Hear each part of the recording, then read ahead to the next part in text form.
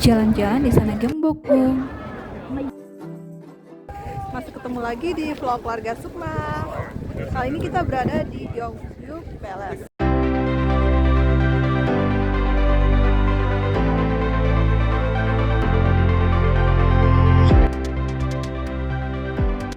Jadi tempatnya itu berada di Tegal, merupakan salah satu peninggalan dari kerajaan dinasti Joseon. Korea adalah salah satu negara menarik untuk dikunjungi dan berwisata. Di Korea Selatan, teman-teman bisa berwisata kuliner, menikmati keindahan alam, hingga wisata sejarah. Salah satu tempat menarik yang wajib dikunjungi dan menjadi wisata sejarah adalah Istana Gyeongbokgung yang berada di kota Seoul. Nah, sekarang aku berada di Gwanghwamun dan gerbang Istana Gyeongbokgung. Biasanya diadakan pergantian penjaga setiap pagi dan sore hari dengan pakaian tradisional yang berwarna-warni. Serta saking menariknya, hal ini menjadi salah satu atraksi bagi pengunjung Gyeongbokgung yang sayang untuk dilewatkan. Tapi aku sarankan datangnya pagi aja ya, biar kalian lebih puas lagi menikmati di dalam Istana Gyeongbokgung. Hari ini pengunjung yang datang ke Gyeongbokgung lumayan ramai teman-teman, soalnya pas weekend dan pas hari raya Chuseok. Kalau yang kalian lihat, hampir sebagian pengunjung memakai pakaian tradisional Korea, yaitu hanbok. Karena kalau kita masuk ke Gyeongbokgung, itu gratis loh kalau kita pakai hanbok. Tapi buat kalian yang tidak memakai hanbok, kita bisa membayar 3.000 won untuk orang dewasa dan 1.500 won untuk anak-anak.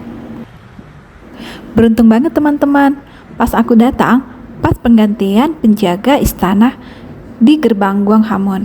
Jadi kita lihat dulu atraksinya ya, karena kalau pas pergantian gini kita nggak boleh masuk. Dulu istana ini merupakan tempat Raja Dinasti Joseon tinggal dan memerintah kerajaan. Dibangun pada tahun 1395 oleh Raja Taejong, penguasa dan juga pendiri Dinasti Joseon. Selama masa kepemimpinannya, istana ini terus dibangun dan diperluas, dan termasuk dari 5 istana besar yang merupakan terbesar dan dibangun pada Dinasti Joseon. Kita coba jalan ke tempat yang di belakang itu ya.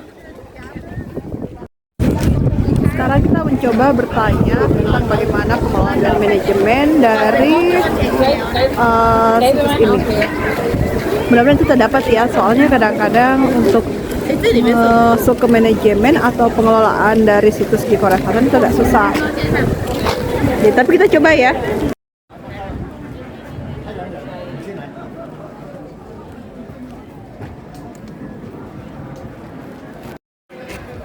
손님들인데 우리 문화재청에서 오신 분들이 와서 좀 가고 싶어가지고 운영에 관해서 한 질문을 몇 개 하고 네, 그랬는데 혹시나 저는 지금 여기 근무 중이라 리턴이 안 되죠. 받아야 되고 맞죠, 일단 그거는 당연히 저는 그걸 할 수가 없어요. 네. 지금. Ternyata untuk memperoleh informasi terkait pengelolaan situsnya agak susah teman-teman, kita harus bersurat resmi. Walaupun kita nggak dapat informasinya, tapi sekarang waktunya kita jalan-jalan dulu menikmati istana ini. Istana ini memiliki banyak bangunan dan halaman yang luas. Dengan 330 buah kompleks bangunan dan terdiri dari 5.792 kamar yang luasnya 410.000 meter persegi. Kebayangkan luasnya untuk mengeksplor bangunan di istana ini. Bangunan tempat berada kita sekarang ini adalah Pavilion Gyeonghuro. Pavilion ini berdiri dengan megah di tengah kolam besar. Dan pada masanya, pavilion ini digunakan sebagai tempat jamuan kerajaan dan tempat raja menerima tamu utusan asing.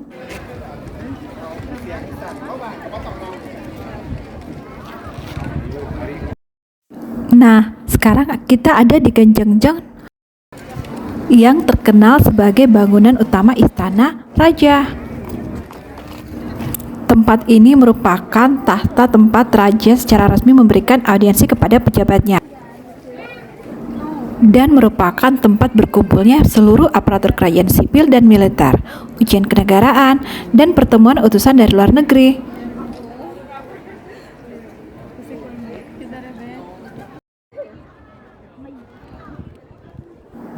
Pada awalnya, istana ini dibangun untuk menjadi rumah raja sekaligus pemerintahan.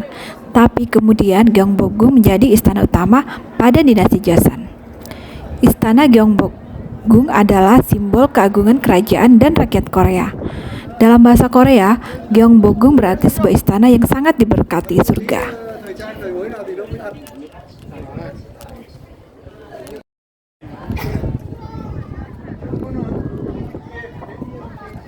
Sejajar dan terletak tepat di sebelah selatan Gyeongjeon, terdapat gerbang utama ke halaman dan ke Gyeongjeon. Gerbang itu terbagi menjadi 3 lorong terpisah, dan hanya Raja Lo yang diizinkan berjalan melalui jalan tengah. Bangunan yang terletak di belakang Balai Gyeongjeon adalah bangunan yang digunakan sebagai kantor eksekutif utama oleh Raja selama dinasti Joseon. Kompleks Istana Gyeongbokgung terbagi menjadi beberapa bagian, yaitu area tempat tinggal, kuil, area resmi kerajaan, taman, serta paviliun. Jadi pada banyak yang foto-foto.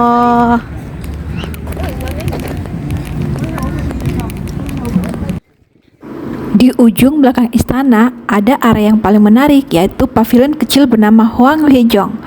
Pavilion ini dibangun di atas pulau buatan yang ada di tengah danau. Pulau kecil dan area istana dihubungkan oleh jembatan.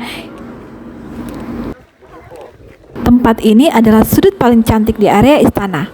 Pemandangannya sangat menarik, perpaduan dari bangunan pavilion yang unik, danau, jembatan, serta pepohonan, dan background puncak gunung yang membuat tempat ini persis seperti pemandangan dalam lukisan. Masih penasaran kan dengan istana ini? Jadi nonton videonya sampai selesai ya, biar kalian menikmati jalan-jalan aku selama di Istana Gyeongbok. Dan jangan lupa like and subscribe, biar aku tambah semangat membuat video-video selanjutnya. Selamat perjalanan aku di Korea.